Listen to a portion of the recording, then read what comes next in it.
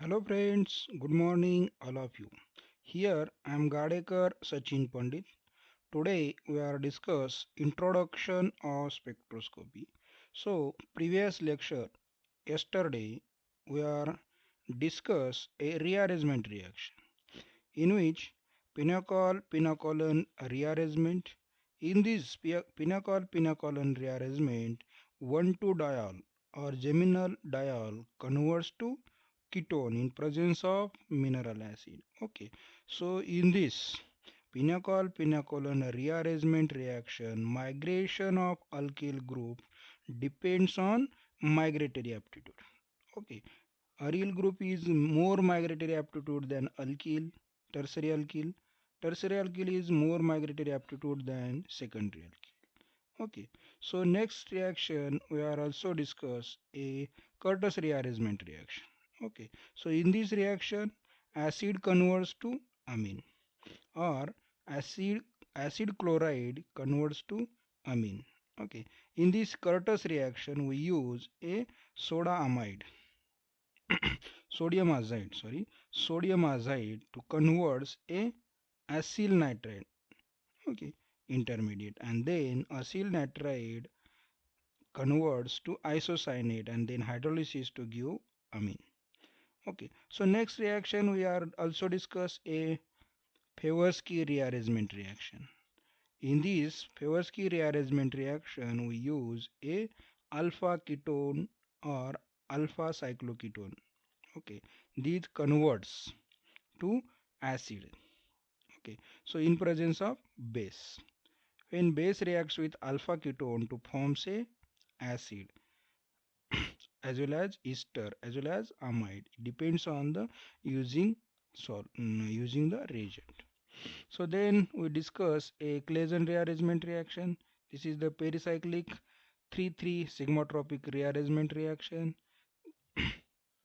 and these uh, rearrangement reaction so migrate group through six-membered transition.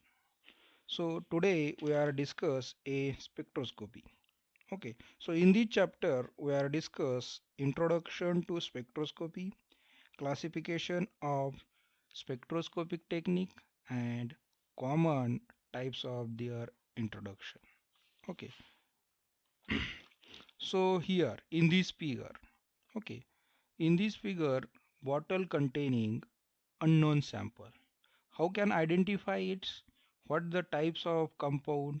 What the structure and property of this solution? Okay, shown in figure.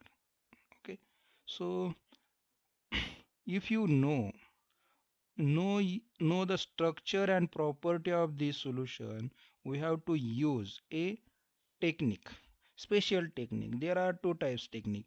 First is the chemical technique and second is the physical technique. Okay, so in this introduction of spectroscopy we have to need identify the unknown sample. That's why physical techniques and instrumental technique, it is a physical technique, such as if you know the structure and property of this solution shown in this figure. If you know the properties such as physical property, chemical property, then we possible to predict the structure of molecule.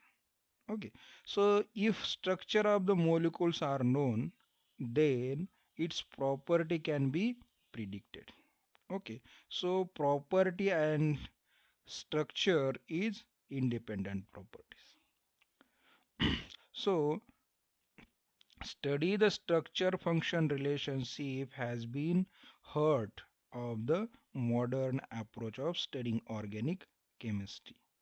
So here chemists chemists use various methods to reveal the structure of molecule and its size, shape, bond length, bond angle, orientation of group as well as stereochemistry of the compound. So that's why they are use a different technique to reveal the structure of molecules. So in this technique, such as two types, this belongs to the two categories. First is the chemical technique and second is physical method. Chemical methods and physical method. In this, chemical methods involves equivalent analysis of the compound, estimating the functional group, elemental estimation, preparation of suitable derivatives, degradation of the molecules into sample fragmentation, joining the structure and synthesize the molecules in laboratory. So these chemical methods required lot of chemicals, large amount of sample and wastage of sample. So precious sample cannot be recovered in this chemical technique. So chemical methods is so limitation. So that's why we have to need a physical method. In this physical method involves determine the required lengthy time period for chemical methods. So in this physical method, involves determine the physical constant quickly. Okay, so such as melting point, boiling point, dipole moment, refractive index, determination of molecular weight, X-ray crystallography, spectroscopy. So this is the quickly analysis method. Okay, but chemical methods is lengthy method. Okay, so requires lengthy time period. For that's why we have to use a physical method. In this physical method involves a spectroscopic technique, and this technique amount of sample requires is very small and few milligrams of sample is sufficient to analysis. So another importance of the spectroscopic method is sample can be recovered. Okay, it recovered in the after analysis. Okay, so and analysis 100% guarantee. Okay, so these methods are very quick and give some detailed structural information about the molecule as well as uh, its information. Okay, so but these physical methods also some limitation. First limitation is the all terms in all use costly instrument. Okay, so instruments cost is so high. So second is the trained person is required for operation. Also experts, special experts required for interpretation of data. So these limitations are in all in physical method. So next is the what is spectroscopy? Okay, so definition of spectroscopy, it define the study of interaction between electromagnetic radiation and matter as a function of wavelength is represented by lambda. Okay, electromagnetic radiation interacts with matter as a function of wavelength is called spectroscopy. Okay, so second is the interaction with particle radiation or response of the material to alternating field or varying the frequency. Okay, so what is the spectrum? Spectrum, it is a plot of a response as a function of wavelength or more commonly frequency is referred to as a spectrum. What is the spectrometry? Second term, spectrometry, it is a measurement of these response and instrument which performs such measurement is a spectrometer or spectrograph. Although these terms are more limited in use, the original field of optics from which the concept sprang for identification. So spectroscopy is often used in physical and analytical chemistry for identification of substance through the spectrum emit from the or absorption by okay. So spectroscopy is often used for physical and chemical analytical chemistry for identification of substance through the spectrum emitted from or absorption by them.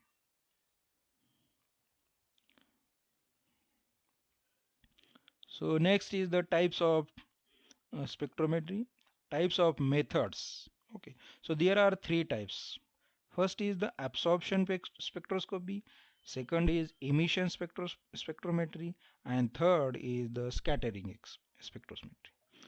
So first, absorption spectroscopy. Absorption spectroscopy is substance absorb electromagnetic radiation such as infrared IR spectroscopy and nuclear magnetic resonance spectroscopy such as NMR. NMR spectroscopy is the absorption spectroscopy. In infrared radiation are used okay in IR spectroscopy. So NMR spectroscopy we use a radio waves okay so our estimation of hydrogen. So next is the emission spectroscopy. In this emission spectroscopy it is a substance radiates or emits electromagnetic radiation. Emission spectroscopy substance radiates or emit the electromagnetic radiation.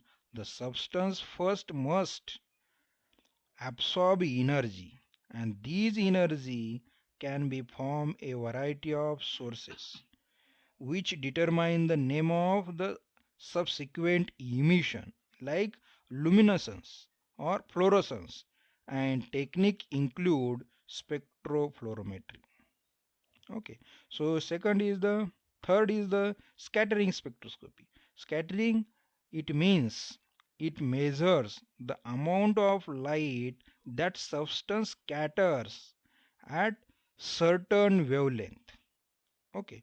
So measurement of the amount of light that substance scatter at a certain wavelength incident angle incident and polarization angle. So the scattering process is much faster than the absorption or emission spectrometry. Okay, so absorption and emission process scattering spectroscopy is more faster. Okay, one of the most useful application of light scattering spectroscopy is a Raman spectroscopy. Next is the here common types. Okay, spectroscopy. So such first is the fluorescence spectroscopy. Fluorescence spectroscopy. Second is X-ray and crystallographic spectroscopic technique. And third is the flame spectroscopy. Flame spectroscopy again three types. First is the atomic emission spectroscopy. Second is the atomic absorption spectrometry and third is the atomic fluorescence. Okay, so flame spectrometry consists emission, absorption and fluorescence. Third is the plasma emission spectrometry, spark or arc emission spectroscopy and then lastly UV, visible, IR, Raman, NMR and mass spectrometry. So photothermal spectrometry, photothermal spectroscopy are also used for identification of sample. So here nature of electromagnetic radiation. Okay, so radiation exhibit double dual radiation exhibit a dual nature of particles and waveform. Light it is a dual nature. Radiation or light it is a dual nature of particles as well as waveform. Okay, so when propagate all radiation when propagate in waveform produce a electric field and magnetic field. If radiation when propagate the waveform produce electric field and magnetic field. Okay, so the direction of propagation and these two fields, electric field and magnetic field. Okay, so the direction of propagation and these two fields are mutually perpendicular to each other. Electric field and magnetic field are mutually perpendicular to each other at that time propagation of light or radiation direction at that time.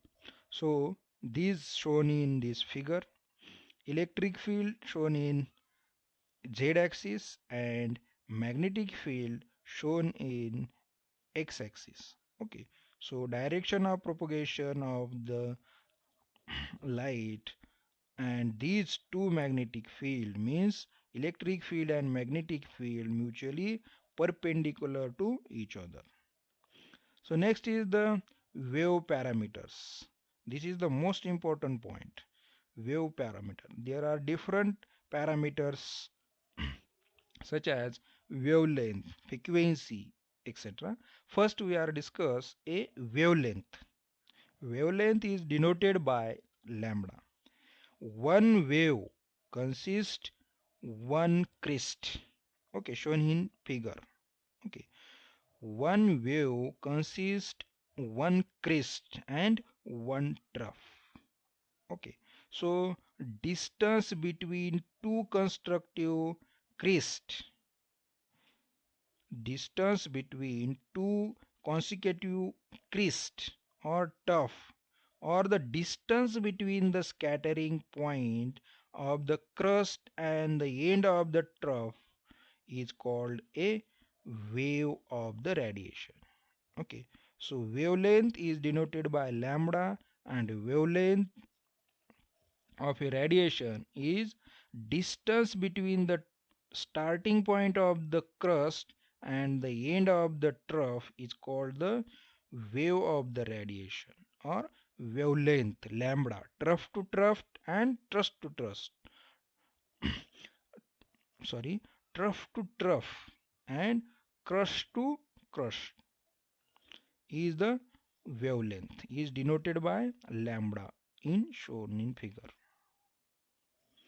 So next is the wave parameter such as amplitude. Amplitude is denoted by A. Okay, so what is the amplitude? It is the maximum displacement of the wave from the x-axis is called amplitude of the radiation. Second parameter, frequency. Frequency is denoted by mu. When one oscillation takes place, frequency, it is a one oscillation takes place one wave. Okay, that is one crust and one trough is produced. So during the one oscillation the wave travels a distance equal to its wavelength. Okay, so number of wavelength produced or number of oscillation completed per unit time, number of wavelength produced or number of oscillation completed per unit time is called frequency of the radiation. Frequency of radiation. So here next is the wave parameter in which energy relation E, energy and its radiation. Okay, so E is denoted by E is explain Einstein's equation. First, E is equal to h mu. Okay, so E is the energy and h is the Planck constant and mu is the frequency of radiation. So you know the C is equal to phi into lambda. C is the velocity of light radiation and mu is the frequency of radiation. Means light is equal to frequency of radiation and wavelength. Okay, so frequency is equal to C upon lambda. C is the Planck constant and lambda is the wavelength. Okay, mu is equal to means frequency is equal to light upon wavelength. Okay, so subtracting this equation first, we get a energy relation. E is equal to h into c upon lambda. Okay, so also we are explain h into c into 1 by lambda means Planck constant into light velocity radiation into 1 by lambda is the energy. Okay, so last, energy is directly proportional to wavelength means E directly proportional to wavelength lambda. So next is the E is directly proportional to frequency and E also inversely proportional to wavelength. Okay, so E is directly proportional to frequency and frequency as well as inversely proportional to wavelength. Okay, so please note down this equation is most important for the numerical problem. So here fifth parameter, wave number. Okay, wave number is denoted by bar mu. Okay, number of waves per unit length is called wave number. Number of waves per unit length is called wave number, and it's denoted by mu bar is equal to 1 by lambda. So also we can say energy is directly proportional to mu. So next parameter, units of measurement of wave parameter, measurement parameter. Okay, so first measurement, wavelength is measured in angstrom, nanometer and micron. Wavelength measured angstrom, nanometer and micron. So most important point, 1 angstrom is equal to 10 raised to minus 8 centimeter is equal to 10 raised to minus 10 meter. When wavelength is measured in nanometer, at that time 1 nanometer is equal to 10 raised to minus 7 centimeter and is equal to 10 raised to minus 9 meter. Okay, if wavelength is measured in micron, 1 micron is equal to 10 raised to minus 4 centimeter and is equal to 10 raised to 6 meter. Okay, so please note down this wavelength measurement of angstrom, nanometer and micron. So next is the frequency. Frequency is measured in either hertz or cycle per second. Okay, so 1 hertz is equal to, if frequency is measured hertz, kilohertz and megahertz. Frequency is measured hertz at that time. 1 hertz is equal to 1 cycle per second. If frequency is measured in 1 kilohertz is equal to 10 raised to 3 hertz. Okay, if frequency measured in megahertz, 1 megahertz is equal to 10 raised to 6 hertz. Okay, so another parameter, measurement parameter, wave number is denoted by mu bar. Wave number is measured in terms of number of waves per centimeter or centimeter inverse. Okay, second, fourth is the energy. Okay, measurement of energy. Energy is measured in ergs or joules. 10 raised to minus 7 ergs is equal to 1 joule. Okay, so next is the types of electromagnetic radiation. Okay, so these types of electromagnetic radiation we are discuss in next lecture. Okay, so Also we are discuss a interaction of radiation with matter, the absorption spectrum and type of spectrometry, and solve examples also discuss in next lecture. So today we are stop here. Thank you for watching this video. Have a nice day all of